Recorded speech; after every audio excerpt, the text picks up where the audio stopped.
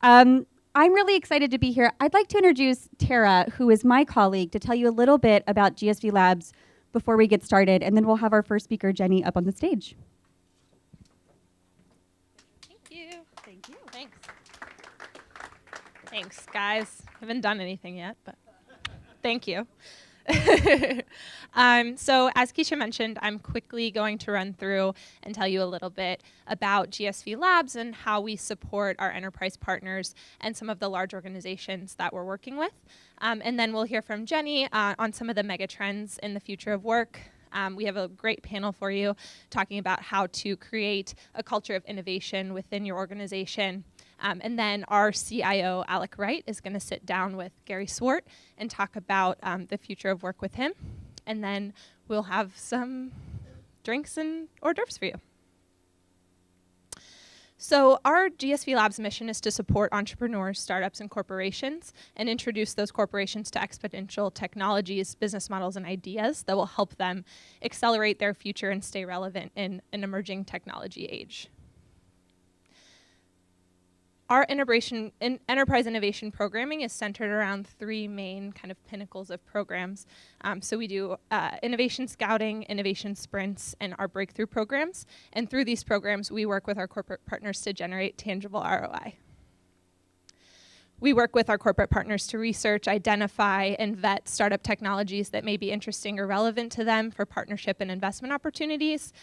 We then work with both sides, the startup and the corporate partner, to identify strategic value, mutually aligned agendas, and set expectations.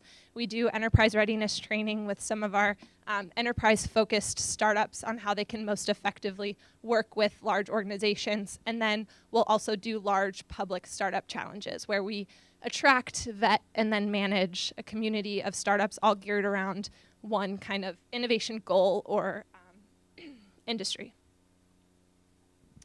Our innovation sprints are 3-, 6-, and 12-week programs where we work with our corporate partners when they have new product ideas or new partnership initiatives. We help them within that time frame rapidly prototype and test in the market these solutions with the feedback of engineers, designers, and experts. Our breakthrough innovation programs are kind of a culmination of each of these exercises. We host events, 2 private think tank workshops, 1 large public industry summit, and a series of happy hour and networking events. We facilitate these high impact connections between innovation leaders and startups. And then we manage that engagement with those startups to help facilitate the launch of pilots, partnerships, and investments. We also do 2 proprietary research reports, 1 focused on megatrends and 1 focused on some of the startup benchmarkings that are coming out of this industry. Really quickly, I want to talk to you about some of the other happenings at GSV Labs. So as all of you may know, you're sitting in one of our innovation centers. We currently have 2 innovation centers, 1 here in Silicon Valley and 1 in Boston. Over the past 6 years, we've been working to increase our programming and our support to the early stage entrepreneurs that we support. With that, in February, we launched GSV Passport. Since then, we've onboarded almost 8,000 members, predominantly entrepreneurs from across the globe, to access the resources that we've built here in our innovation centers and then transferred online. So we identified a lack of startup-focused tools. There's a lot of tools out there, but they're in siloed locations and difficult for early stage entrepreneurs to identify. It's very difficult to build an engaged community, and there's a lack of connectivity to outside networks. So our solution is GSV Passport, which we've, as I mentioned, launched with our own community and have expanded to markets outside of Silicon Valley. We're also offering this program to a lot of our corporate partners, our VC partners, and our university partners that are trying to activate their own innovation networks. And through GSV Passport, our partners can leverage our community and networking tools, accelerate capital development for their entrepreneurs and their startups, and they'll have access to all of our insights and learning resources. Through our company and member directory that we'll manage on behalf of our partners, through the Slack communities that we build, through our mentor facilitation platform. So along with our mentor network that we've developed, our companies can leverage their own ecosystem of experts to support their own community. We also have a venture capital connect portal of over 450 investors that are constantly getting updated profiles on all of the startups on our platform so they can rapidly identify and connect with startups that are relevant to their own portfolio. We have a content management system. We build and maintain our own content for our startup community. We also have the ability to facilitate content management for our partners. And then we have our preferred service provider marketplace, which offers any startup in our ecosystem almost $700,000 in credits and discounts from some of the core technology platforms that you need to build a successful company.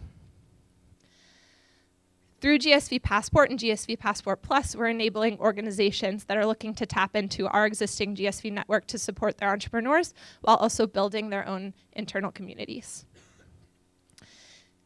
We have a couple of upcoming innovation centers as well that I want to put on your radar. Currently, as I mentioned, we're located in Silicon Valley and in Boston.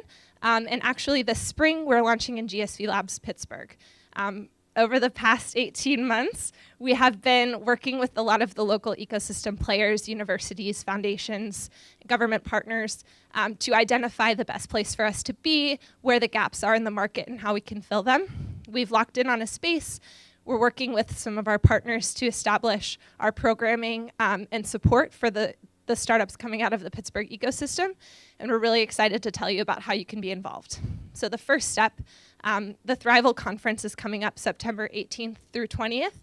This is the largest technology conference in Pittsburgh, and we're working with the program team to recruit participation from Silicon Valley and Boston, startups to come to Pittsburgh to pitch and to attend this great event. So if you're interested in the Thrival Conference, please reach out to me. I'm happy to connect you with the program team. The second piece of that is the Amplify Pittsburgh program. So we're really excited to be one of the first partners of the Thrival Conference team to recruit individuals from other emerging technology markets that want to come to Pittsburgh. It'll be an all-expense-paid trip for the week of the Thrival Conference to really be embedded in the Pittsburgh ecosystem, meet with startups, visit with all of the relevant players in the ecosystem, and then that's it. All they ask is that you promote Pittsburgh outside of that trip. So when you come back to Silicon Valley, you're a proponent for the technology scene in Pittsburgh. Then we'll be, in 2020, when we launch in Pittsburgh, we'll be having our Startup Challenge and launch, so stay tuned for that. We'll be obviously in our newsletter letting you all know about it. So we're really excited about the Pittsburgh launch. Hope you all are too, and hope you'll participate in that. And without further ado, really excited about Pittsburgh. I'd like to introduce Jenny Dearborn, who will be giving a Megatrends presentation on the future of work. So it's just the green. Thank you so much. I want to share with you some of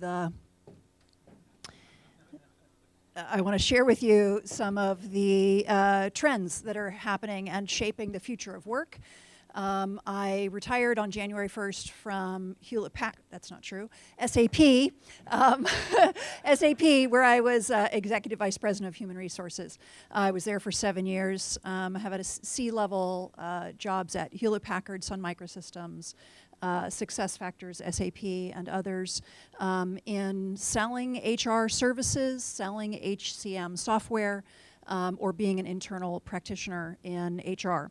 So in my roles, it's very important to be thinking about what are the bigger trends, what's happening in the market, and how can corporations adapt to that. So I want to share some of these with you. And to just kind of put this all in context, where we are now is really on the precipice of the fourth industrial revolution. Industrial revolutions are very normal, they're very natural, they happen cyclically. This is nothing that should be surprising. It's always good when thinking about where we are now is to put that into some sort of context, right? So not too long ago, everyone on Earth was a subsistence farmer. You were lucky if you had a little bit of muscle in an animal to give you some oomph. Our very first factory systems were put next to waterways in 1780s. Mass production, a lot of people think about the automotive industry, but this is actually the meat packing industry, right? In Chicago, digital revolution, some people call this the computer revolution, when we started having logic circuits, things connected to a primitive internet.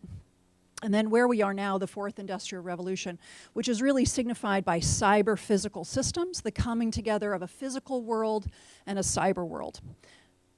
So if we look at, and then we sort of double click on that, the fourth industrial revolution, well, what are the trends that are happening now to really solidify where we are now in history? So those really fall into big data, technology, how socially connected we are as a human species, our demographic shifts as a species, how complex our work environments are, and rapidly shifting markets. So let's take a look at a couple of these megatrends.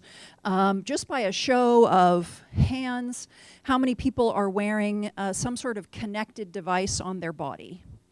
Fitbit, Garmin, Apple Watch, something like that. What about connected devices in your home? Smoke detector, security system, appliances, Roomba, something like that. How many people have more than one mobile device? Remember, an iPad is a mobile device, right? Okay. So you can see here we've got a significant uptake in connected devices. The term IoT, Internet of Things, started in about 2009. We were fine up till then when we had sensors on bridges to measure traffic flow and vibrations on the Golden Gate Bridge, or sensors in water pipes to make sure there's no leakage, and we've got effective irrigation systems. But IoT, Internet of Things, everything, started really when we started putting sensors on our bodies and having them in every aspect of our lives, and we started having that cyber physical system. So that will continue to increase dramatically. Everything that can be connected to the internet will be connected to the internet, right? Which creates a tremendous amount of data, which is why the number one job that is being sought after is a data scientist, right? Someone to make sense of all of this data. Every company is becoming a technology company, right? Every company needs data scientists to make sense of whatever data they have, right? That is the competitive advantage, is that service that you can provide by knowing your customers better. All products are becoming commoditized. It is the service of knowing your customers through data analytics that is the differentiator for successful companies. So technology. Just like everything that can be connected to the internet will be, everything that can be automated will be, right? Automated. We think of automation. 83% of jobs that earn less than $20 an hour or less, will be eliminated due to automation in the next 5 years. So there's 4 job categories that are in that $20 an hour or less. That is driver, fast food, front of the house retail, and call center, right? So we're from Silicon Valley. You see these Waymos everywhere. Important to note that driver is the highest self-identified job category in the United States. More people consider themselves driver. Bus, taxis, Uber, Lyft, anybody who gets paid, 18-wheeler, long haul, trucks, all of that, right, combined. Also fast food. Again, I took these pictures myself. You guys have seen these, you know, different tasks being automated inside of fast food restaurants. When we say that jobs will be eliminated due to automation, it's important to note that what we mean is changed, right? Jobs will be significantly changed through automation. When the ATM machine came out in the United States, everyone said this is the end of the bank teller, right? This is automation replacing humans. But in the 30 years after the ATM machine came out, there were more bank tellers than there were before the ATM machine came out, right? But their job is significantly changed, 98% changed. They're doing more sales. more services, more customer interaction, more critical thinking, more problem solving, less doling out and collecting money, right? So when we say jobs are disappearing, very important to note, it means our prior thinking of that job, that very confined set of job tasks, is changing. So just like in those 4 categories, driver, front of the house retail, fast food, and call centers, you make a long list of every task that worker does when they do their job. Maybe there's 1,000 tasks. You say, can automation take over that task, or this task, or that task? What are the tasks that are left? That is what a human will do, right? And what are all the things that your human can't do because they don't have time, right? And that you want them to do, and only if they had more time and they weren't doing all these mind-numbing, soul-crushing tasks, they could do, right? We want jobs to be more human, right? That is the role that we have in, as we think about evolving companies and jobs of the future, is to think about that detailed task analysis. Where can automation take over those tasks, and how can we elevate those jobs so that they're more human? How socially connected we are is another significant mega trend in the future of work. 50% of us around the world are online. 50% of us around the world live in cities. About 2/3 of us are unique mobile users, about 1/3 active social mobile users. What I don't have on here is the decline in the sale of new laptops and new desktops. So it's about a 30% decline annually. We are trending hard towards a mobile world. People in emerging economies absolutely do not have laptops or desktops. Another significant shift is really how we are evolving as a species demographically. So we are aging. So congratulations to us as a species. We are aging very nicely. We are living longer. We are healthier longer. If you are born today in North America, there's a 50% chance you will live to 105. If you're born today in Spain or Japan, there's a 50% chance you'll live to 110. So this is great. You can see here that populations, Europe, North America, Latin America, Antarctica, you know, it's officially a continent, is fairly stagnant, right? And we're only seeing global growth in Asia and Africa, right? So we are aging, we are living longer, and because of this, we have more generations in the workplace. This is not new information. If anybody says to you, oh my God, millennials, I've got this new term, it's called millennials, it's something really amazing, not true, not new. We were surprised about 10 years ago as researchers when we came to realize that the millennials were the largest generation ever in world history. Researchers went and asked millennials, how do you think and how do you feel and what's important to you? And they said, we want to live outside and we want to work with our friends and we want to make a difference and change the world. And it turns out if you ask a baby boomer or anybody else when they're 21, what do they want to do with their lives, they're going to say the same thing. So you give a millennial 2 kids and a mortgage and they're going to basically behave the same as a baby boomer. So we will have, we currently have 5 generations in the workplace. Within 50 years we will have 6. And that's something for us to be thinking about as employers and people who run companies, is how do we accommodate this? How do we create services to support a healthy aging workforce? So one of the things that comes from this is, well, how do I prepare, right? How long will I have to work? My parents worked for 40 years. I will work for 50 years. My kids will work for 60 years, full-time, saving for retirement. It is not crazy at all to think of a full-time career of 60, 65, 70 years. So we have to save differently. We have to pace ourselves differently.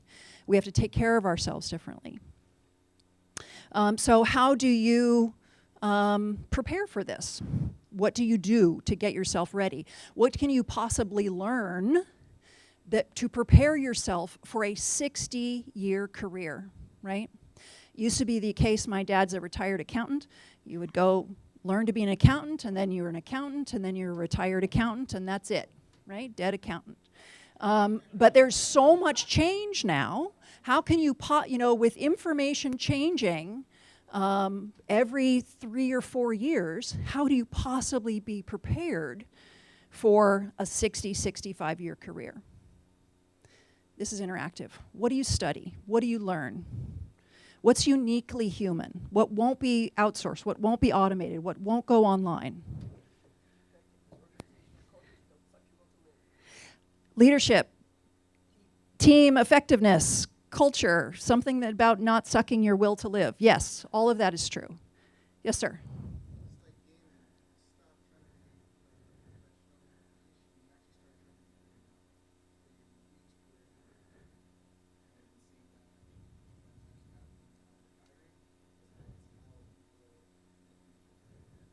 Okay, cool. Don't understand the gaming reference, but that's okay. I'm going to get this pretty soon, so I'm going to keep going, but thank you. So human skills, critical thinking, problem solving, creativity, interaction, empathy, leadership, listening skills, right? Resilience, grit, problem solving. These are fundamental human skills. The World Economic Forum and every other reputable organization is saying these are the skills that will differentiate you in the future, right? If you have all the tech skills in the world, but you don't have this, you are a danger to our society, right? Your fabulous understanding of what the next technology must be built on an ethical framework, or it is dangerous for you to go off and create some new software without understanding the implications of that. So the most important skills of the future are human skills, right? That's what won't be automated, that what won't be outsourced, it won't go to technology, right? As we do the job task analysis and we look at all of the 1,000 tasks that a particular job will have, and we cross out each one and say, that can be automated, that can be automated, what's left, right? It's human skills. So again, here's another list of the breakdown of jobs that are going to be most probably eliminated due to automation. Remember, it's not eliminated, it is highly changed, right? So the old thinking of the job. Loan officers, anybody ever buy a house and you go to whatever First American Title or something and you get a stack of paper that's an entire ream and it's got all the little stickies out the side, sign here, sign there, and you're thinking to yourself, oh my God, this could be so easily automated. There are 1,000 steps, you can't mess any of them up, but it's a pretty predictable set of 1,000 steps, right? So there is a dozen startups that are trying to put loan officers out of business, and they're very successful. So again, what is difficult to automate or hard for computers: fine motor skill manipulation, creativity, social perception. Actually, there's lots of robotics that are very advanced with fine motor skills manipulation, but we'll see. And then, just for fun, I am sharing this. This is the breakdown of all the states in the United States whose jobs in those states will be most probably impacted to automation, right? So traditional manufacturing heavy states at the top, the average across the country is 27%. You've got at as high as 30 in some and as low as 20 in the others. And then just for fun, I color-coded them by how they voted in 2016. It's just a little fun I had. So how complex our work environments are is the next sort of mega trend in the future of work. We used to have, when people would have a 40-year career, 40-year gold watch, and it was a very standard sort of pyramid, a lot of workers at the bottom, and then people would, it was a very, very few number of workers at the top, and those were the best paying jobs. The idea was if you just stayed doing that job, right? And with time, you stay with that company, you'll eventually get a promotion, and then you'll get a parking space, and then you'll get a better title, and then someone's going to give you a staff, and then you'll just eventually, you just kind of ride that escalator, you know, and there's this entitlement or complacency, those career, you know, employees. I started at 8 years at Hewlett Packard. Lots of people left and right that were sort of just riding that along in the 90s. And what we need to anticipate now is 60, 70-year careers of constant change, right? Work, learn, change, work, learn, change, work, learn, change, right? A shorter period of education only up front, and a longer period of education and work combined. You're going to start a job, you're going to learn it, you're going to be the top of your industry. The industry is going to change. You're going to have to regroup, get re-educated, learn something new, have a new skill, right? Become the top of your game, be educated. The world's going to change. You will have a longer career of ups and downs, and not a constant career of just up and to the right. Also, we have more than 50% of the world right now are contract. Labor, freelancers, contractors, temps. And what's concerning is that all of our employment law is built to protect employees, right? So if you are employed by one company, then there is overarching employment law that protects you. There is no protection for contractors, temps, freelancers, and we've got 50% of our population overall, but also those freelancers and temps are vastly younger. So what's concerning about this, though, is that 65% of companies rely on temps and contractors for their core competency, right? This is not holiday, you know, excess flex staff. You know, during the holidays, I need people to come in and just help wrap presents, right? No, this is all year round core competence. What is the most important aspect of your business? You've got temps doing that work. So rapidly shifting markets. Again, is the speed of how things are changing is another significant mega trend.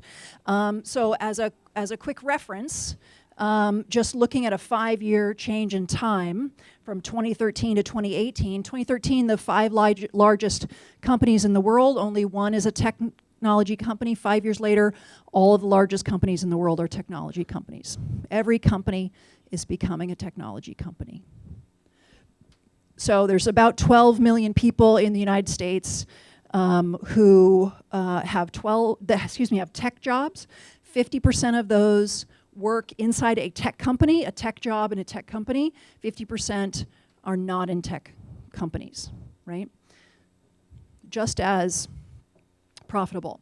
So what's also important to remember in this mega trend around how fast markets shift is, again, going back to fundamental human skills, right? And being deeply empathetic, right? So you here in the front, you said one of the most important human skills was empathy. When a corporation has empathy, when a company has empathy for its customers, it's always thinking about how can I better serve you, not what are my profits and what are my needs as a corporate entity. So remember, Blockbuster was not killed by Netflix. Blockbuster killed itself by not being empathetic to the needs of its customers, right?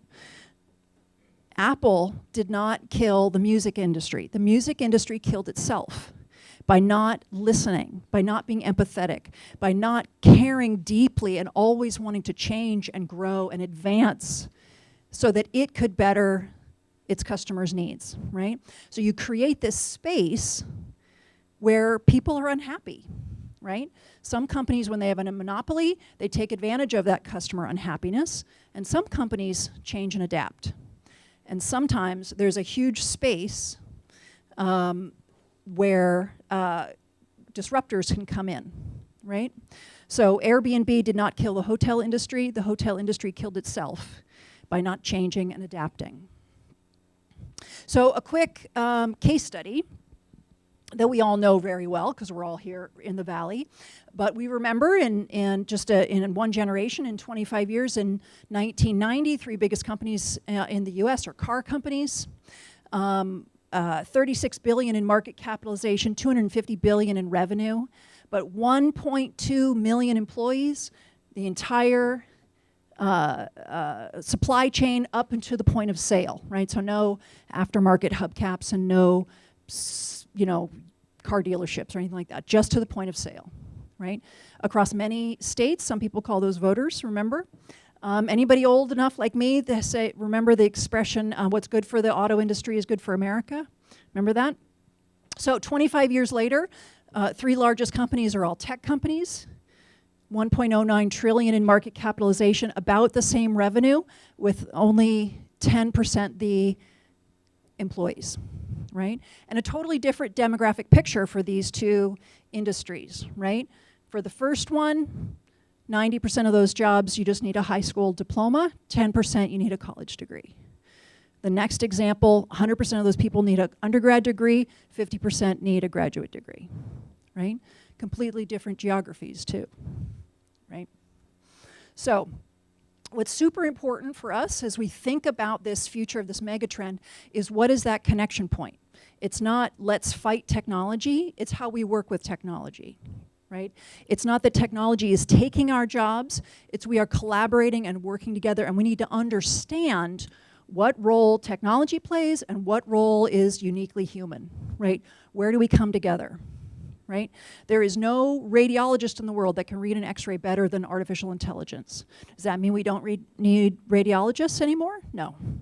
It means that they are now advancing in terms of their human skills, spending more time with patients, right? Working together, understanding how, it's not the AI is taking over their job, they are collaborating and advancing.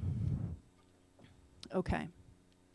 So, and when we figure this out, there's huge economic benefits, right? Huge global GDP benefits, 16 trillion in global GDP. When we understand and we can unlock that magic of humans and technology working together, right? Just like we have with every industrial revolution. Every 100 years, right, some amazing technology comes along and unlocks this incredible new level of human potential for us to take advantage of as a species, which advances us. And it's really about time that we think about advancing and having this better collaboration with technology, right? I like this slide. This is the average cognitive intensity of tasks done by employed college graduates. So it spikes about 2000. What were we doing in 2000 that was kind of fun, right? We were like unlocking a puzzle. How is this going to work out? Can we figure it out? Oh, you know, is the world going to end or is it going to be just fine? What were we doing in 2000? Y2K, right? And then January 1 came along. We were like, oh, maybe we shouldn't have paid Accenture all those tens of millions, right? So as employed college graduates, we like challenge, right? We like stimulation at work. We like puzzles. We like to figure things out. We get endorphins going, right?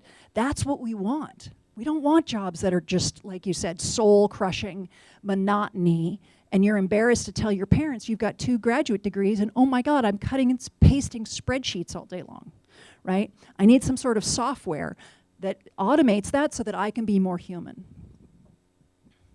So, this is a plug for diversity, and I'll tell my quick Tesla story. So I drive a Tesla because I'm, legally obligated to because I live in Palo Alto. And my car knows that I'm a terrible driver, right? So I sit in my car, it says, hi, Jenny. It knows that it's me. It knows that I'm the only one in the car, operation of the doors, weight in the seats, all that stuff. It knows it's not my husband. And it doesn't have this technology yet, but someday it will. Let's say I'm driving along and there's an unavoidable crash. And my car knows that It sees 4 objects up ahead, and it knows there's too tall and too short. My car does a series of algorithms. It figures out that it's a family. What does my car do? Does my car choose? It's an unavoidable crash. Something bad's going to happen. Does my car say 1 consumer is more important than 4 randoms? Or does my car say 4 souls are more important than 1 soul? What is my car going to do? I don't know. But I know that they're thinking through these scenarios. There are companies making ethical decisions that impact our society. You guys know there's no law, there's no governing body, there's no overarching anything that says what should happen in situations like that. But whatever company makes the decision first, they're setting a precedent, right? And I know that my car can think faster than me and it can see more than I can see. So it's my car that's going to make that decision and not me. And I sure hope that the engineers or whoever in that room in Tesla come from every walk of life and every perspective and every socioeconomic background, and they're thinking about what's the right thing for society, not just shareholders. So, a plug for more diversity in technology, because it's technology companies that are driving this, that are leading this, that are making these decisions before consumer companies or healthcare companies or anything else. Technology companies are on the forefront. Is it all doom and gloom for human resources? You may not be in human resources, but in 2005, the significant business magazine said, why we hate HR. 10 years later, it's time to blow up HR and build something new. And then in 2018, in Germany, there's a cover says, human resources finally agile, how human resources work succeeds.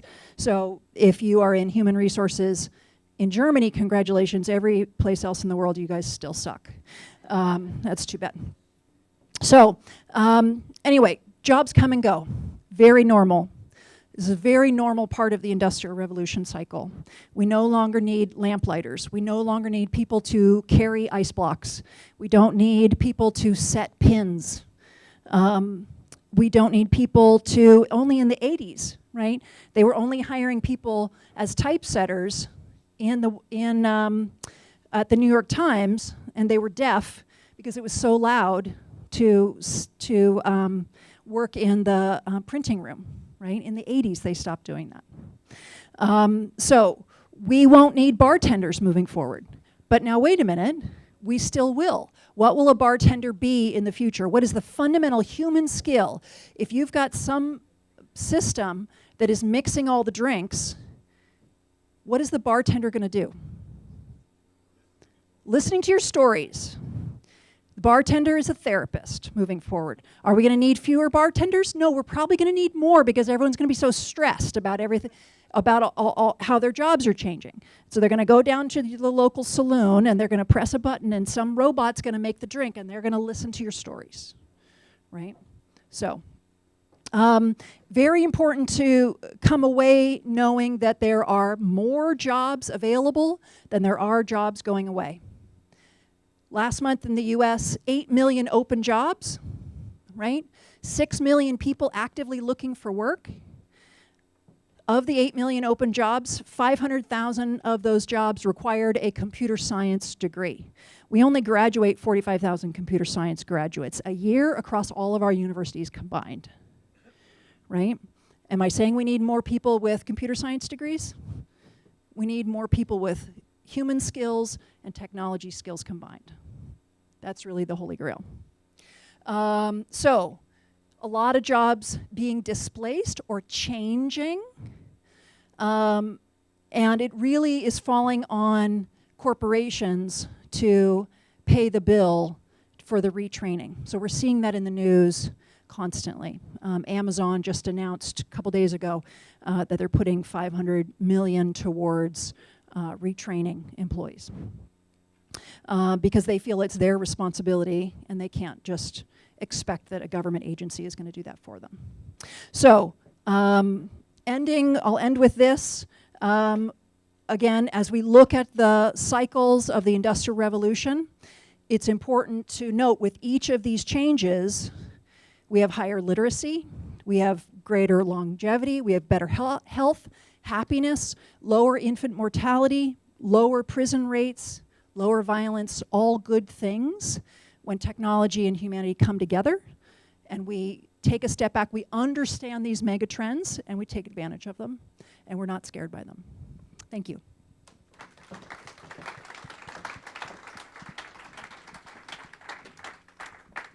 Thank you so much. That was wonderful. And we were really excited to have Jenny with us today. Next, I'd like to invite our panelists onto the stage. So I'm going to ask our moderator, Clay, as well as our panelists, Saba, Richard, and Becky, to come on up.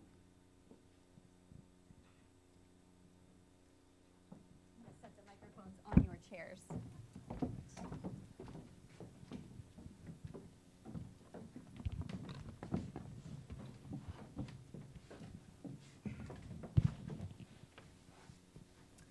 Well, thank you so much for the introduction. And again, I just wanted to thank our panelists, Becky, Saba, and Richard for joining us today. During the panel discussion, we will address the changing ways that companies are approaching talent development, and we will discuss how corporates can find a balance between incorporating self-directed learning and aligning L&D with enterprise needs. Also, we will identify the skill development that is most in demand today, and that will be most in demand tomorrow. And finally, we will look at how all this relates to employee retention and creating a more effective and talented workforce of the future. Let's just take a minute or so, if you could introduce yourself and talk a little bit about your background, just starting with you, Becky, coming down the line. Hi, everyone. How's everyone doing? Medium? Good. Cool. Awesome. I won't make you do a scale of 1 to 5. I am Becky Karsh. I'm the head of the people development team for our US and Canada region at Uber. I've been at Uber for about 3.5 years, so I've seen it all. Before that, meaning seen all of Uber. Before that, I did work in the college to career space. I built a startup which got acquired by another startup that did blended learning for college skills. And I was interested in what it looks like for adult education and that actual career space. So transferred over to Uber and been there ever since. Hi, everyone. My name is Saba Baksamusa. I spent 4.5 years at Coursera building university partnerships there.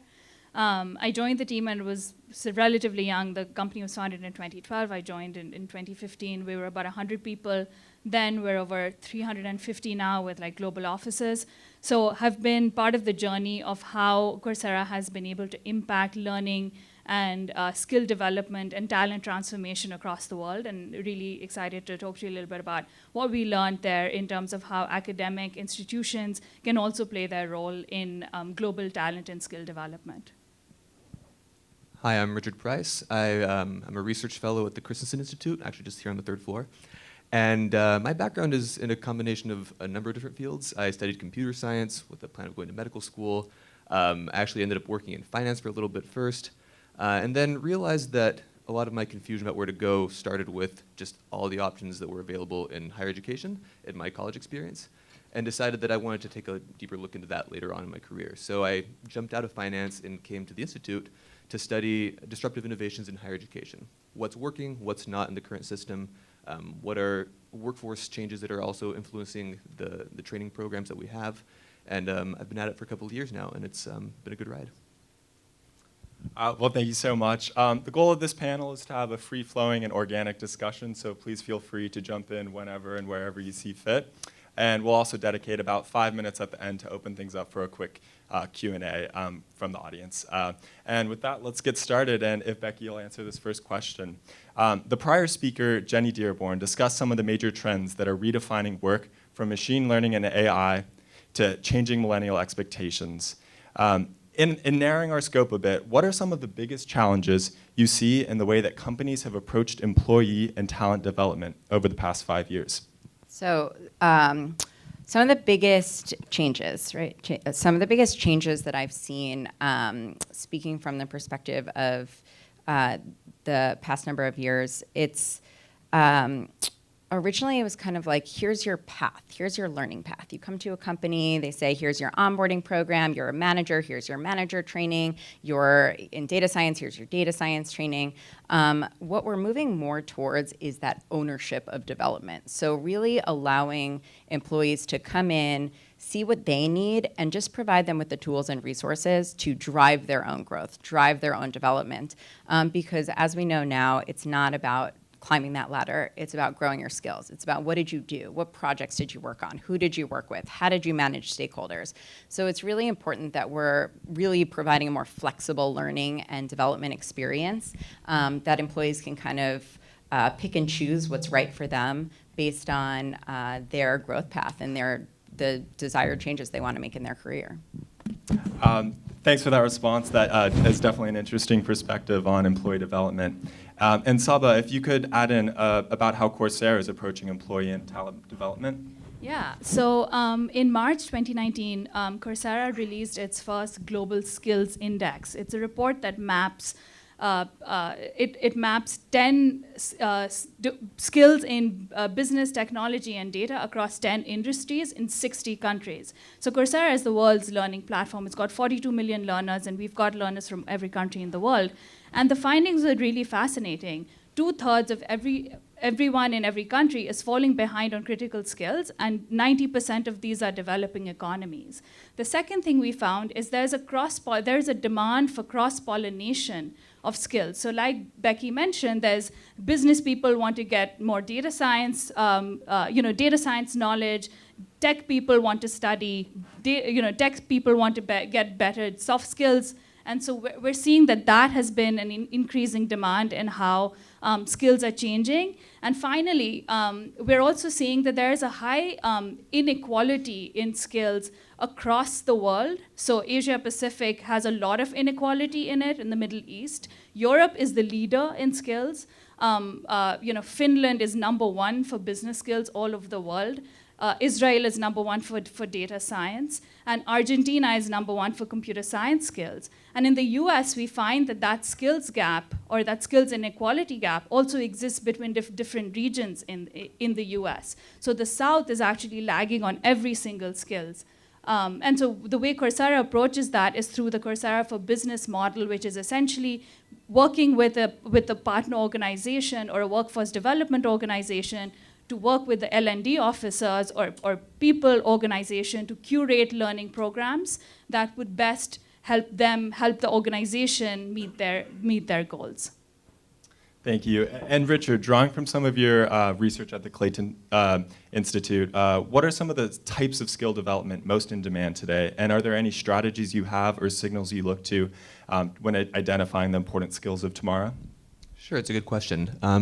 And kind of hearkening back to one of Jenny's slides, you saw there was like a staircase career trajectory, and there was also sort of a random Brownian motion, one and the other one. And what we're seeing there is that when a college degree used to give you a 50-year career, now it's leading to a few-year career. And people are having to go back to the well. And so the types of skill development that are most in demand right now are actually ones that we don't anticipate for more than a couple of months at a time or a few years at a time. And when it comes to the technological side, that can be very challenging for a corporation and for an education provider. They need to be able to quickly adapt to a new programming language that was non-existent a few years ago, or to a new way of looking at data science and big data. So we're seeing on one hand this rapid short course skill development that's very technical.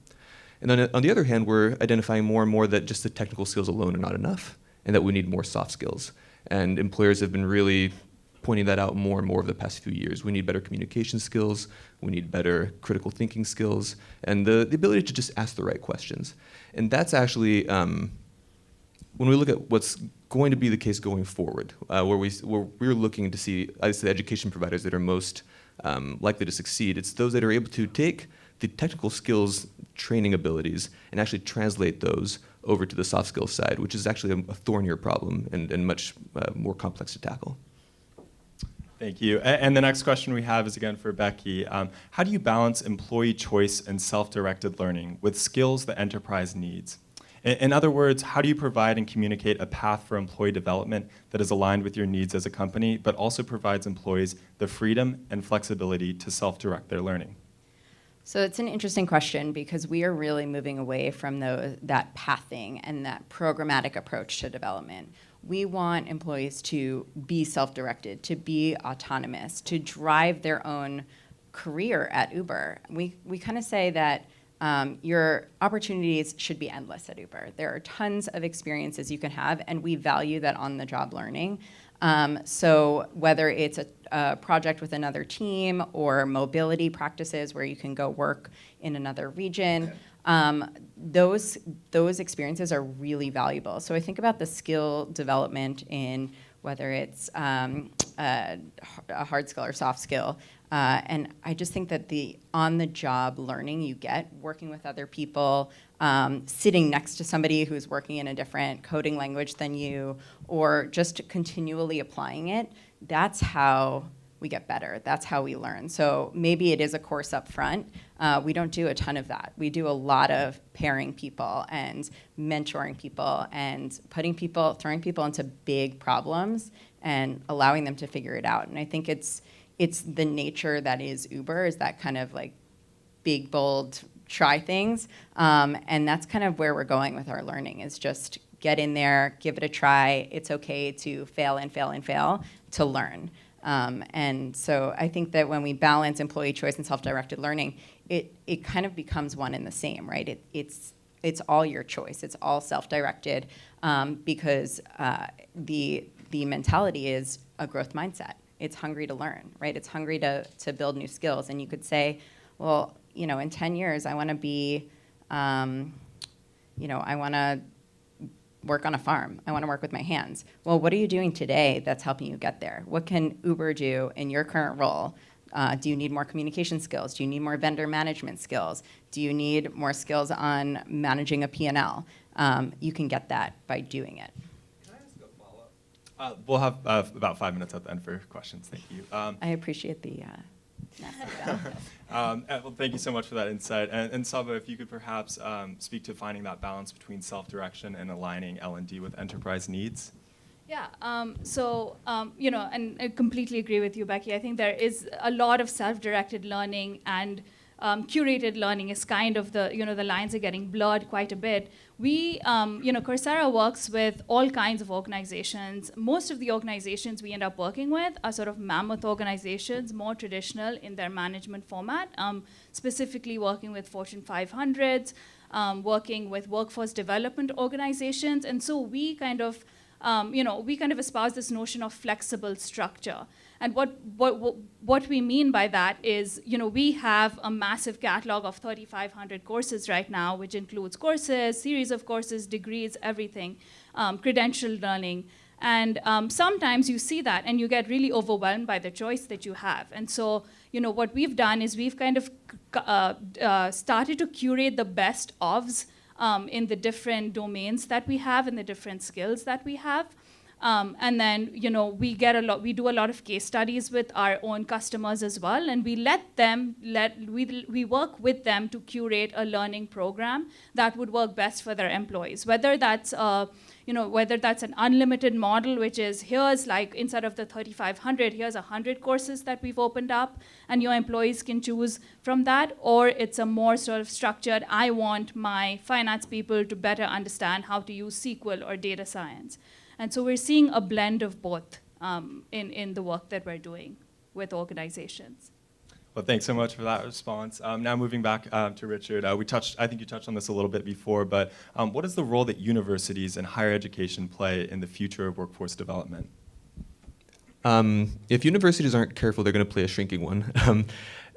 What we've noticed is that when there was more slack in the labor market, a lot of people were willing to just turn to the degree as a proxy for competency and say, you have a bachelor's, that's good enough for now. We need to filter through so many applicants that this will do. And they were using prestige at the university as a differentiator of quality. Now that the labor market is tighter, and we've actually started to recognize that when you lift up the hood of a degree, it's kind of a black box. And actually, sometimes people come in with some skills you don't need, or they're lacking skills you do, but skills are the unit of interest. And we're transitioning from a prestige-based performance axis to a skills-based one. And it's players that can actually make that transition to a skills-based marketplace, those are the ones that can disrupt the old model. And so universities can play a role. They can have a golden spot in the future of work if they're able to make that transition. However, the business model of universities, they're maladapted for rapid change. That's not what they typically do. And for us to expect most of the traditional institutions to make that shift is kind of asking a really old dog to learn some really new tricks. But we are seeing a lot of players that integrate with employers really well. And they actually start with, what skills do you need? And we will build a curriculum backwards from that. And we're seeing coding boot camps excel there. We're seeing some innovative universities like Western Governors University, Southern New Hampshire University do a really good job with that.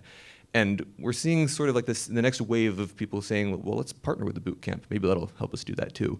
But I think we'll also see a lot of universities really struggle, and we'll see some not quite make it. But for them to make that transition, it's about, again, moving from prestige to skills. Thanks. And Soba, do you have anything to add in regard to the role universities play? Yeah, this is my favorite question, having worked with them every single day for over 4 years. And especially, so I work, when I was at Coursera, I used to work with academic innovation officers, and literally it was their job to figure out how can universities play a more meaningful, more relevant role when you think about the education to employment nexus. That being said, it was fascinating to see that, I worked at the University of Michigan all the time. They were my first client, and they were my client till the day I left. And it was interesting to see that within those couple of years, University of Michigan was able to create a name for itself in data science. They were the #1 Python programming course in the whole world. Like if you search for this, Dr. Chuck is known for Python programming. And so now the University of Michigan is also entering into this place where it is focusing also on skills that are relevant in today's world, that are actually sort of applied skills. So we're now looking at universities.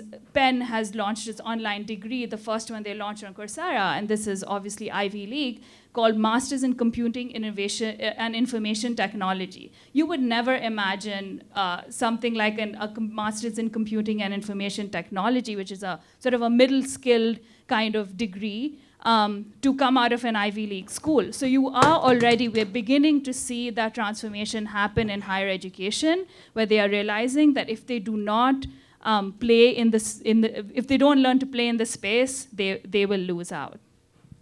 And I just want to add to something that you both said around moving to that place of skills. I think it's skills and experience for higher education, because I can speak from my experience when I hire folks, I ask them how they've applied this, right? What have you done with this skill? What have you, and I think the projects people work on, the application of those skills is very critical in today's ambiguous workforce.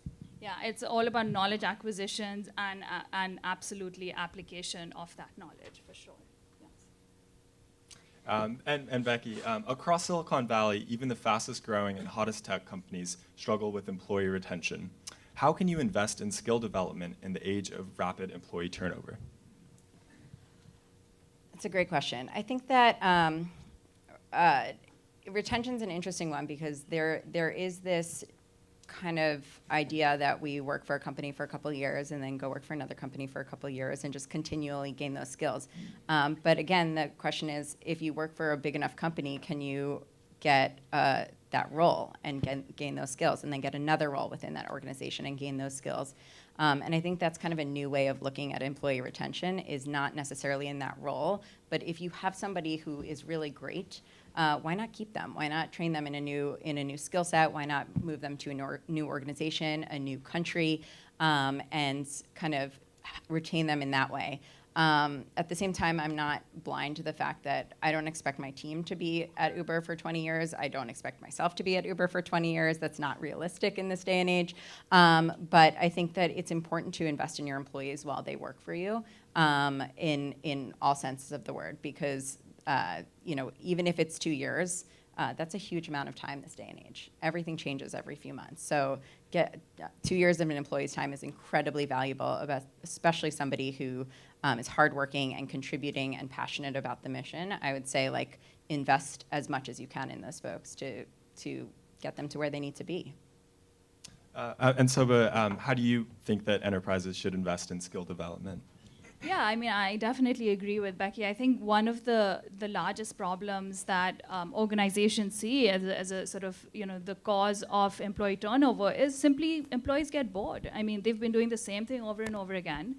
And, and if your goal is, hey, this is a really strong employee, we've been able to get through the door, and they are brilliant, then you should figure out a way to keep them. So if an employee goes to you and says, hey, I'm really bored, I'm ready for my next challenge, instead of saying, instead of going and saying, hey, go to HR, apply through jump through the loop, jump through the whole loops, and then like interview again with all the teams. I mean, this person has been working for you for several years anyway. You already know the value that they can bring. So you should work with the employee, I think, on a one-on-one basis to figure out what is that next step for that employee in their sort of growth pathway. And then I think employers and organizations should also really support passion projects, because passion projects, a lot of them come out of just the need for the employee to find a creative outlet and to be like, hey, I know I'm doing my day job and I'm doing a good job at it, but I want a new challenge, I feel like I can add more value in another area. And so I think those two things, meeting the employee where they are and figuring out what is the growth pathway from there, I think would be a great way for organizations to continue to invest in talent and skill development. And Richard, any thoughts? Yeah, at least in what I've observed, I think it depends quite a bit on the nature of your employee pool. So we recently saw that Starbucks and Arizona State University, their partnership just reached 5 years of age. And that's one where the way Starbucks is investing in its employees is helping them finish a bachelor's degree, right? I imagine that's not often the case for a lot of people at like Uber headquarters, who may already have a degree or even an advanced degree. So it depends a little bit on who you're dealing with. I've seen a lot of tech companies actually invest in nano degrees, for example, which I think is the Coursera platform. Udacity. Oh, that's Udacity. I'm so sorry. MicroMasters. That's edX. My goodness, there's just too many. We're just simple, plain online degrees. There you go. Keeping it vanilla, that's great. And so we're seeing a lot of these companies needing more advanced skill advancement to actually rely on things like coding boot camps, where they come in and get you, it's more of an upskilling from, you already have a bachelor's degree, that's great, we need more. So yeah, I think it depends a lot on your employee pool and what exactly the kinds of skills are that you're trying to develop. Great, thank you so much. And that actually brings us back to our last question. And I want to leave a few minutes to give an opportunity for the audience to ask a couple questions. So if just going down the line, you could respond in about a minute or so, that'd be great. So given where tech is going in the next 5 to 10 years, how should companies be thinking about the future of their workforce, and how can employers use skill development as a tool to supercharge their workforce and retain talent? Yeah, I think that I think going back to what Saba said around like the experiences that people want, giving them opportunities to really grow through 20% projects, passion projects, that can align to your company's mission. So if you give employees autonomy and purpose, they will go out and get it. That is kind of the new way that people want to learn. They want to grow their own skills. They want to create their own career paths. So you just need to give them the tools, the resources, the knowledge to have that growth mindset, understand where to seek that out, potentially point them in the right direction, but really let people run. So I think it's skill development through experiences. Yeah, so Coursera is a learning company, so it does a couple of things. One is it opens up the entire course catalog to everybody who's a current employee and alumni employees, because it wants to cultivate this culture of being a lifelong learner, which means you need to, and one of the most popular courses actually on Coursera is called Learning How to Learn. Because if you can learn how to learn, then you can stay ahead of the curve at any given, like no disruption will throw you into a panic attack. So that's one. The other thing that Coursera does is actually do every 6-month basis, we have something called the Coursera Makeathon, which essentially is a week where on Monday you kind of come in and you say, hey, here's something that I want to do, whether it's improve a process, new project, improve the product. And then on you find a team and you find people you don't work with on a regular basis.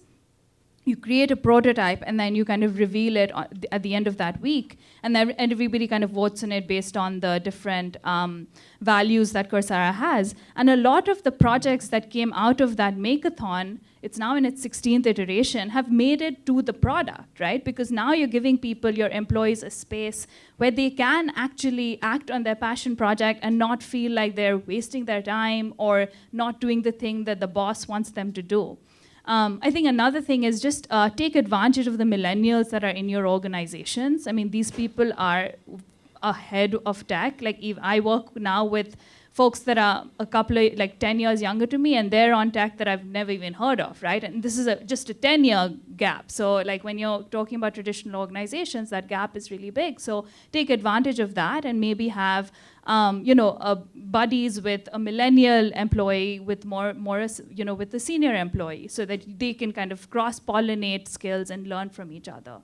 But I think, and because these guys they are tech-enabled. I mean, they have a camera in their face the second they're born. So there's no better person to go to in your organization than your millennials if you're thinking about how do I upskill in terms of technology and knowing also what's out there. I don't have quite as much to add because I am not working at like a large enterprise situation and actually overseeing the growth of employees. But one area that we are excited about at the Institute, it's our future area of research, is skills assessments and just what are the technologies around that. And we talk so much about technologies, leading to the automation of jobs and the replacing of jobs, but there will also be technologies that will enable the creation of new ones, and it'll help understand not only where people are in their skill set, also where they want to go, and even if it's not a matter of pathing explicitly and trying to give more autonomy instead, it's still valuable for employees to know what their options are. And that technology is one to invest in going forward. It's still kind of a nascent space, but we anticipate in the next 5 to 10 years it's going to develop quite a bit. Great. Well, that brings us to the end of our panel, and if there are any questions in the audience, we'll come around and grab you a mic. Great, thanks. This is a question for Becky. You said that you're moving kind of away from pathing into pairing of people and mentoring. And so my question is about how do you match the people, and if this is self-directed, and if it is self-directed, how do you counter personal bias? So a number of different ways. There's a number of different mentorship-like programs at Uber. One is a specific sponsorship program for women and URGs. We're running that globally right now very successfully. So that is one big way that we are countering personal bias. D&I is the front and center of Uber of everything that we do. I sit right next to our D&I team. We partner very closely. So that is a great point. In terms of mentoring, there are mentorship programs that we are running that are formal. It's typically, those are typically run in partnership with the business and HR, so we can kind of have a little bit of oversight. And then there, of course, is the mentoring through employee resource groups. There is kind of go out and find it yourself, and so that there is probably a little bit of bias that creeps in when you do it yourself. But we do have other systems and tools in place to make sure that there's not an imbalance of mentorship and an imbalance of looking at the top and seeing yourself there. Great question.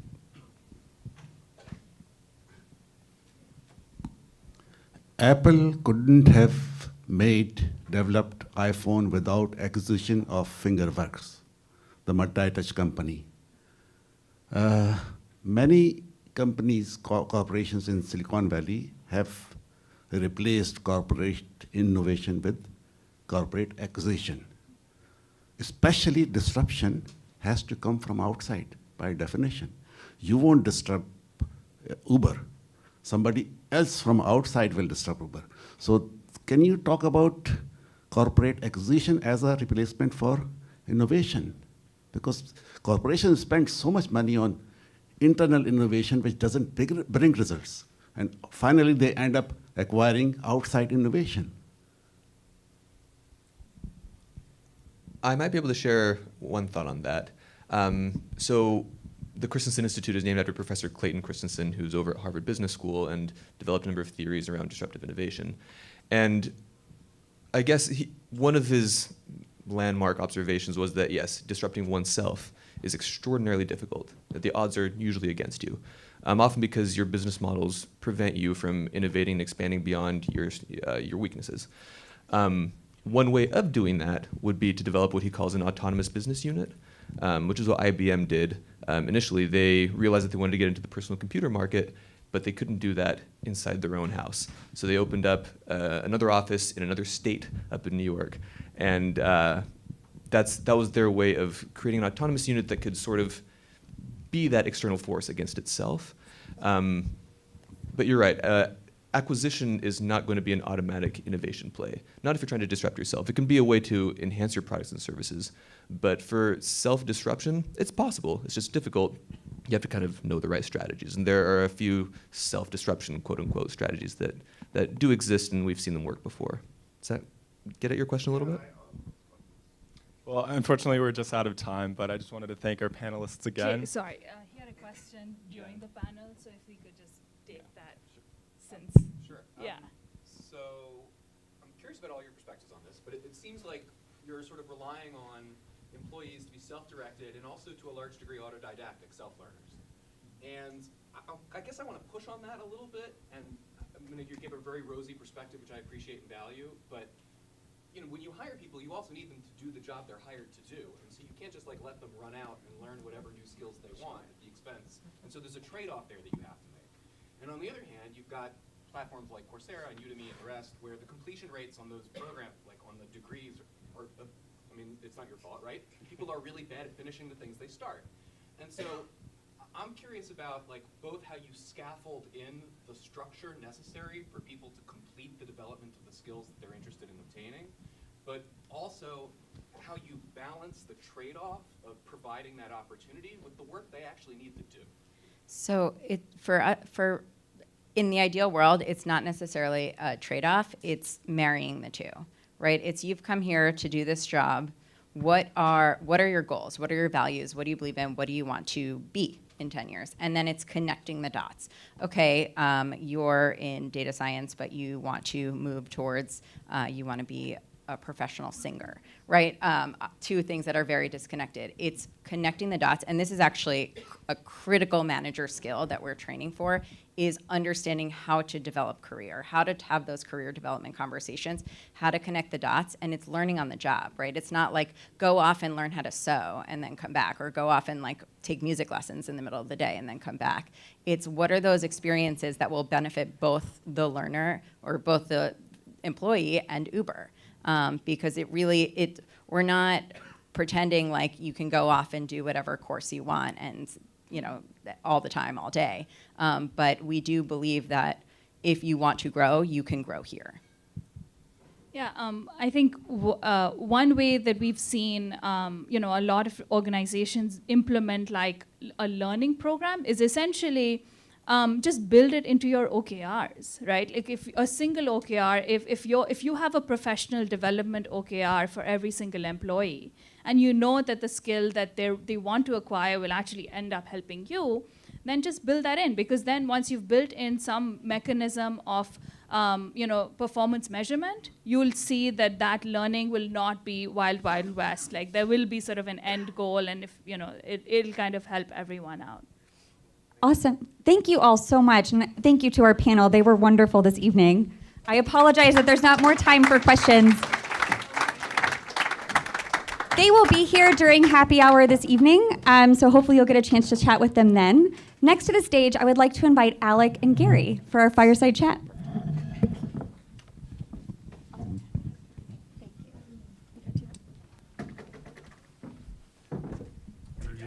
You take your pick.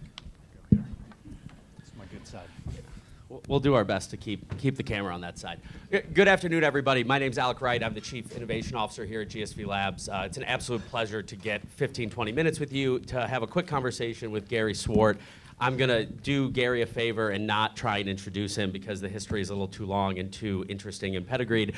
But I'll throw it over to Gary in a second to give a little context on his background. But the goal of this conversation is to really marry a lot of the topics that we've been talking about today with what's happening in the market and how that's changing, how organizations are accessing and developing and leveraging new talent models. And I think there's no one who's in a better position to share some insight on that than Gary. So Gary, I'd love to maybe share a little bit about your background and why we called you up here as a thought leader on the future of work. Well, the operative word being long, because I'm old, let's face it. I started at a little company called Pure Software. It was Reed Hastings' first company, the Netflix CEO, and that was called Pure Software. Pure went public in the mid-90s, a series of mergers, acquisitions, and ultimately became part of IBM, where I spent a couple years before going to a little company called IntelliBank, and then I ran a company called Odesk, now Upwork. Upwork went public in October of last year, finally.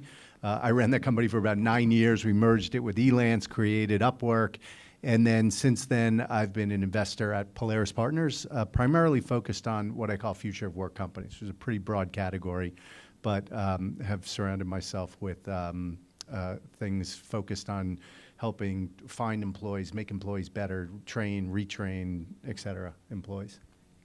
Awesome. And, I think when you were taking the helm at Odesk, it was one of the pioneers in at least what we like to call the freelancer economy, and starting to flexibly, agilely leverage technology and talent outside of the organization.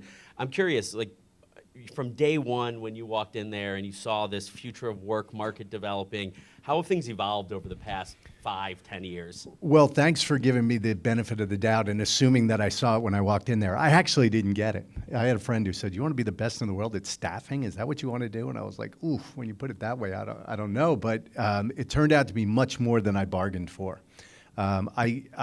I got lucky in picking the company, and I was there for about 3 or 4 months before I realized the potential. You're right. We were super early on in taking work that was done in the offline world and moving it online. So it wasn't like a platform like Elance or Freelancer or some people that were before us where it was about a fixed price project. This was about hiring a person regardless of location. And it was about replicating offline work online. So most of us go to work based on time. As long as you deliver decent work in the time, you get a paycheck every couple of weeks. And that was what we set out to build, to replicate time-based work.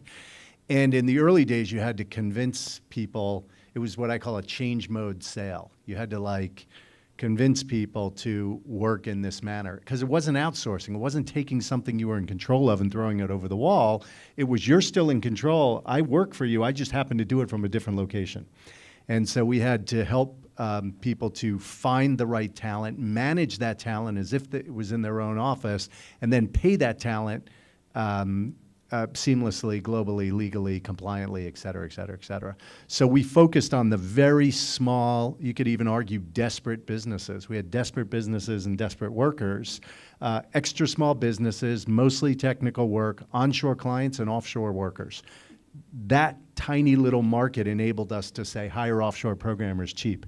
Today, hundreds of categories make up 90% of the work. So very much like eBay started with Beanie Babies and Pez dispensers, and Amazon started with books, and look where they are today, 20 years later. We started small businesses, technical workers, offshore, and today the business has grown quite a bit since then. So much has changed, but the global macro trends, I think, are the same. Well, and it's a perfect segue into my next question, which is I think what really drove probably the phenomena that was taking this work online, that gave Upwork and that industry so much opportunity, was this skill and talent gap that has been the consistent theme throughout the entire day of this wild new world we live in, where the number of Jenny Dearborn's comment was there are 500,000 computer science job openings. We're going to graduate 45,000 computer science graduates this year. Where's that gap? And so as you look at that, what do you see are kind of the in-demand skills of today and tomorrow that are driving organizations to think differently about how they access talent? Well, it's really funny you say that. The thing about on-demand work is more work is going to move into this flexible category. There's a guy by the name of Tom Malone, professor at MIT. He wrote a book called The Future of Work 10 years ago. And his quote, I love it because he said his dad had one job his whole career. Tom, who's probably in his 50s, said he'll have 7 jobs in his career. And he said his kids will have 7 jobs at one time.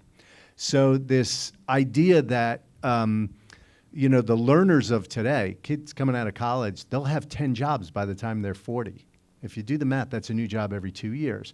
So how can companies prepare for that. You spend 90 days to hire somebody, not to mention all the time and energy and cost associated with that. Then you train them, and then it takes you 6 months to figure out if they're any good. And if they're not, now you have to get rid of them. There's severance and everything else. And the good ones leave. Why? Because millennials will have 2 jobs on average, a job every 2 years, 10 jobs by the time they're 40. So companies have to be more innovative. You got to think about how are you going to attract talent, train talent, retain talent, repurpose talent. And but this doesn't even answer your question. Your question is, what are the jobs? Like, what are the skills?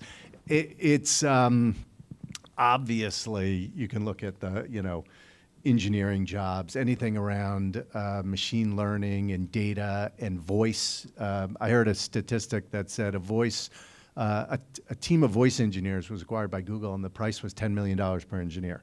Good friend of mine, we were just talking about, Jim McLean, ran a company called Silicon Valley Data Sciences. They were bought by Apple. Why? Because Apple wanted 50 data scientists in one fell swoop. So there's not enough engineers. I know it's hard to believe. I have a son who just graduated college, and he had a bevy of job offers. And, it's super impressive. All of his friends coming out of college, everybody's getting good jobs. So I think, technical skills, go-to-market skills, I don't see it going away anytime soon. And I was amazed. We were doing some freelancer projects a couple months ago, and one of the most on-demand jobs right now is in graphic design. And even what we don't necessarily think of is those technical skills, just as things digitize. Do you see the enterprise coming to terms with this and really acknowledging that they need to think fundamentally differently, or are you just seeing pushing at the margins? In the early days, if you think about software as a service, the early days of SaaS, there was a little company called Salesforce.com. And Mark Benioff was, selling his software to very small businesses. It wasn't even Mark. It was a guy by the name of John Dillon was the CEO. Average number of seats. What do you think the average number of seats the first 3 years Salesforce was in business? Any guesses? 4. Yeah, it was 5. It was 5 seats. So they were selling to tiny businesses. And Larry Ellison, right down the street, was saying, we don't see these guys competitively. And he was right. Tom Siebel didn't see him competitively because they weren't selling to the same audience. And if you tried to sell Salesforce to the likes of Cisco or Merrill Lynch or a big corporate enterprise, those organizations would say, you want us to put our customer data in the cloud? We're not going to do it. But today we're putting our customer data in the cloud, our infrastructure in the cloud, our security in the cloud, our finances, everything. It's 20 years later, and everything is going in the cloud. And work is just further out that continuum. But interesting, talent is the single biggest lever and expense that companies have. And so your question, are enterprises waking up to it? They're going to have to, right? Because of what we were just talking about. The talent war isn't going away. It's just as expensive, competitive, time-consuming, et cetera. And knowing that the workforce and the demographics and the environment and the economy and all these things demand that you do more with less, companies are going to have to think of a more innovative way to get work done. So one statistic, in 2006, 0% of our work done through our platform ODS came from enterprises. Today, that number is somewhere between 18 to 20%. So similarly, now SaaS is moving up into bigger and bigger enterprises. Work will continue to follow that theme as well. And so more and more companies are waking up to it because traditional methods aren't working anymore. Yeah, and I mean, I'm the firmest believer that a lot of people aren't going to wake up to it, and they're going to pay the consequences for that. And there's a reason why 50% of the S&P 500 aren't going to be here 20 years from now, and talent's probably one of those driving dynamics. I'm curious if, in what you're looking at the landscape, and when you're looking at folks that are trying to be forward-thinking about talent, is there anyone who's doing a really good job at it, and that you would point to as a beacon that other folks should be looking at? Well, I think there's a lot of good examples. And some of it, you don't know if it's just PR or if it's actual practice. So I spent time at the Aspen Institute talking about this very subject, which is where I met Tom Malone and others. And Google was there, and the executives in charge of talent at Google. And I was super impressed with this whole 80-20-10. 80% of your job is core, 20% is an adjacency, and then 10% can be whatever you want, whatever passion you have, whatever you want. And the reason they do that is to keep employees happy. They want to make sure that people feel like they're checking all of their boxes, their impact box, their growth and development box. They're not just showing up and making widgets. And I thought that was really impressive. Now, I've heard from some people that work at Google, I don't know if anybody here, that that's not true. You have no time to work on whatever you want because you're so busy on your core job.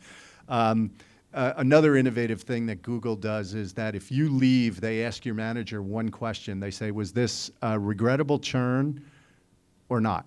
And if the answer is yes, we were sorry to lose this person, then you immediately go into a pool, and there's a team of recruiters at Google that do nothing but go after leave or unregrettable churn. And their job is to call you and say, hey, how's it going? You're doing a startup. Anything we can do to help? Oh, you're working on ML, huh? Hey, well, don't forget, we have a big M&A team. And a year later, they call, and they're constantly recruiting that great talent. So these are innovative things. Why? Because you've already trained these people. You already know they're good. You've tried before you bought, and it's worked out well. Companies like WordPress Automatic and have seen that they're 100% remote. They had this beautiful office in San Francisco. It was incredible. They don't have it anymore. They have no corporate headquarters. They meet in places, but they're all remote. That's a multi-billion-dollar company. So things like this. Oh, you probably just saw Stripe. They were. It was one of these Amazon-like things, like where's their next development center going to be? And old St. Louis. No, Oh. They said their next development center is going to be nowhere. It's going to be in the cloud. And so it's going to be a distributed team of hundreds of workers from wherever they happen to live around the world. And so that's why we created Odesk, for that very reason. Talent doesn't have to live where the jobs exist. Talent, the job should be able to go to the person who's most qualified regardless of where they live. Well, what feels like the common denominator about these organizations is that talent's moving from the periphery, that's something that sits in kind of, the back office, into, Google becoming a talent organization, building that into their core DNA. If you were sitting across the table from, a large organization, whether they be a 150-year-old company or, 25 years old and starting to reach maturity in today's market, what advice would you have to start moving that, aircraft carrier towards a talent organization rather than one of cogs and, wheels? Well, I think you can't assume that all work can be done remotely or differently. There's some jobs where you have to be face-to-face. Some people say that ideation, it's good if you're in the same room, but then execution can happen in a distributed fashion. And, we come together, we have meetings, we share information, we make decisions, and then we go away and execute on our work. And so I think you have to define what type of work, what jobs can be done this way. And then it doesn't have to be all work. And so one example I like to use is e-commerce. So what percentage of goods are bought online in the US versus on-site? Anybody have a guess? About 12%. It's pretty low. I thought 5 years ago that it was 30%. So I'm shocked to know that it's only 12%, and that's after 25 years of e-commerce.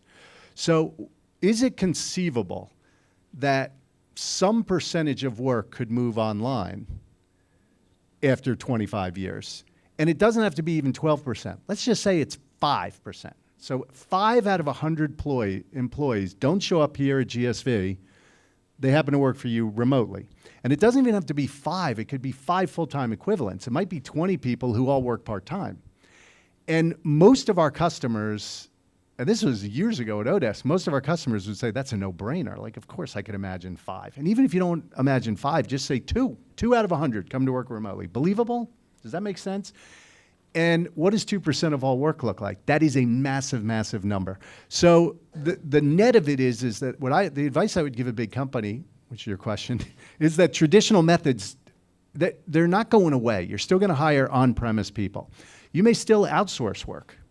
You may hire local temps from an agency to come in and do work for the next 3 months or so, and then you don't need them anymore. That absolutely makes sense. And you're going to do other things. You're going to have agencies, you're going to have contractors, and you may even have remote distributed workers. So I think some subset of those companies have to look at how to get best and highest use out of their resources. But it just seems like it's going to require a level of thoughtfulness into the omni-channel talent market that a lot of organizations just haven't built today? So everybody knows the company Thumbtack. They're like Angie's List 2.0. It's home services via the web. They just raised a big round of funding. I was an early advisor for Thumbtack. They were a big Odesk customer. The way I got to be an advisor was they were such a big customer. They were always asking me for advice because we were kind of figuring it out together. We were using our own service. We had 500 full-time equivalent remote workers working for Odesk, so eating our own cooking. And Thumbtack had hundreds, so they were the next biggest one like us. And we'd get together in Redwood City and they'd say, gee, how are we gonna pay these people? We're really breaking the mold. We wanna hire more. Like Jonathan just sent me a message, one of the co-founders and board member, just sent me a message last week saying, hey, we're finally off of Upwork. We opened our own agency in the Philippines. And he sent me a chart of their work and how it had risen to thousands of workers. They spent $34 million over the last 8 years on Upwork. That's innovative. Like they said, in his note, he said, we would never have been able to build our business if it wasn't for your service. And so you hear that and you're like, that's innovation. So yes, the big companies are gonna get it, just like they got SaaS and it's evolved. Work is gonna be further out that continuum. But it's so interesting to think about the startup community, and it makes a lot of sense when you're doubling, tripling the size of your team every 6 months. New models of work are needed. But I'm curious, as you're looking as a general partner and as an investor, and you're looking at these future of work companies, what are some of the trends, or maybe trends are the wrong word, but opportunity spaces that you're getting excited about, and you think there's going to be a big business in, coming down the line? Well, knowing that finding talent is so hard, anything that helps you to streamline the accessing talent, like, in a lot of cases, a top of a funnel problem. You've got, how do you separate the wheat from the chaff? And you don't want more applicants, you want a high quality applicant. And so you look at a ton of things around staffing. And now that you've hired employees, how do you train them? And how do you make sure that they have the skills that they need? And what if you need to retrain them? And so I've looked at a lot of things in that area, and I get excited about those. There's a lot of companies, a company called Pymetrics that I didn't invest in that does psychological profiling. So they'll go to like Goldman Sachs as a client, and they'll look at the characteristics of their most effective or best workers, and then they'll look for those characteristics by giving the same battery of tests to applicants. And it turns out that it's not always Harvard or Stanford. It could be, Michigan or Maryland, and they wouldn't know that if they didn't do these tests. And then anything that helps with the sort of frequency and competency of workers. The competency piece, how do you make sure that if people are in front of customers or they're doing their job, that they're competent to do their job? And then how do you know that they're actually doing a lot of that job? And so you look at a lot of sort of productivity solutions and the like, stuff like that.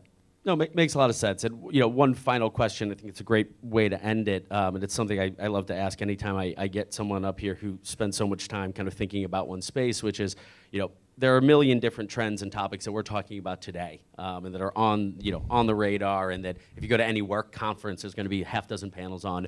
What's something that we're not talking about today, but you think a year from now or 2 years from now is going to be kind of top of the totem pole, is really important to have a strategy around?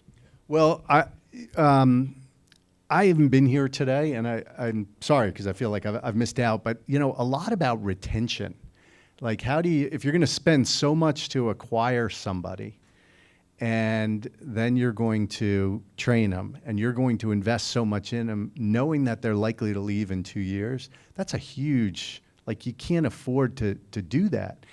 Yet you don't want people there who don't actually want to be there. Like if they don't want to be there, like I'll be the first one to say, you should go do what you really want to do. Like let's not, so how do you inspire people to stay and to love what they do? And so I don't think enough is invested in, really understanding what people want out of a job and career and life, and then hiring people that you can deliver that for, right? You hire people and then they punch out. I actually had coffee this morning with somebody who worked at Google for 4 years. He was there a year and a half, dream job, everything was going great, and they shuttered his department from 1,300 employees to 200 people overnight. And he was able to find something else, but he wasn't passionate about it. But it's hard to leave because they pay so well, they take care of you, and companies have to get better at that if you're going to invest in this talent. I didn't invest, but I saw a company that I thought was doing a really nice job of what they call career pathing. And what they do is they ask employees, well, what do you want? And you may not tell your manager that you want to be a dancer, but you might fill out some cards or fill out a profile. And then what they try and do is give you a career path of how you can get that. So if you say you want to be an accountant, but you're in sales, they might say, hey, we pay for a class right here at College of San Mateo. Go take accounting class and go have lunch with the controller. And they start doing things, and it's all automated. So what I love about that is it makes the employees feel like, wow, this company cares about me, and the manager has to do nothing, And so things like that, I think, are going to be more important. Well, that's great. We'll have to have you back here next year to talk about the 20 cool things you've seen in the retention space over the past year. But thank you so much, Gary. Really appreciate the time. And, always wonderful to have you here to share your perspective. Happy to be here. Thanks for the opportunity.